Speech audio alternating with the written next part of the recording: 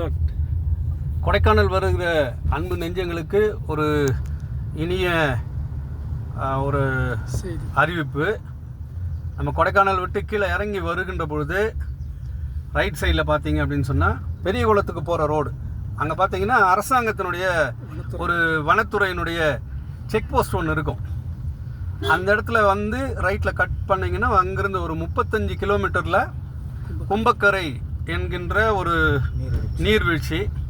அந்த நீர்வீழ்ச்சியை பார்க்குறதுக்காக தான் நாங்கள் போயிட்டுருக்குறோம்.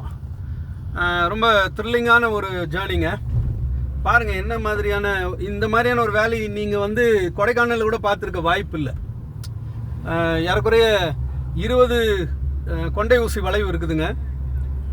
மக்கள்லாம் ரொம்ப கொடுத்து வச்ச மக்கள். உண்மையில் இந்த மாதிரியான ஒரு இடத்துல வாழறதுக்கு நம்ம தமிழ்நாட்டில் நம்ம கொடைக்கானல் ஊட்டியை தான் பெருசாக பார்த்துக்கிட்டு இருக்கிறோம். அதே கொடைக்கானலுடைய பின்பகுதியில் இப்போ நம்ம போயிட்டுருக்குறோம். ரொம்ப ஒரு எழில்மிகு காட்சி. நம்ம இதுவரையிலும் பார்த்துருக்க முடியாத அளவுக்கு அடர்ந்த காடுகள், இருபுறமும் பார்த்தீங்கன்னா காடுகள் தான். ஆனால் சேஃபஸ்ட் ஜேர்னின்னா நீங்கள் காலையில் 10 மணிலேருந்து 3 மணிக்குள்ளே குடும்பமாக வர்றது நல்லாயிருக்கும். ஃபேமிலியாக வந்தீங்கன்னா ரொம்ப நல்லா என்ஜாய் பண்ணலாம்.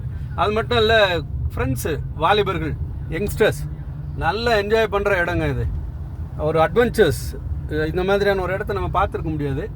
அப்படியே நம்ம போய் அங்கே போய் குளிச்சுட்டு அதிலிருந்து நம்ம அப்படியே கேரளா போகலாம், குமுளி போகலாம், இல்லைன்னா தேனியிலிருந்து சுருளி அங்கே ஒரு நீர்வீழ்ச்சி.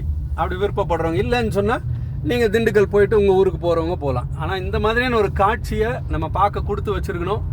இறைவனுக்கு நன்றி சொல்லணும். எல்லாரும் ஒரு முறை ட்ரை பண்ணி பாருங்களேன், நல்லாயிருக்கும்.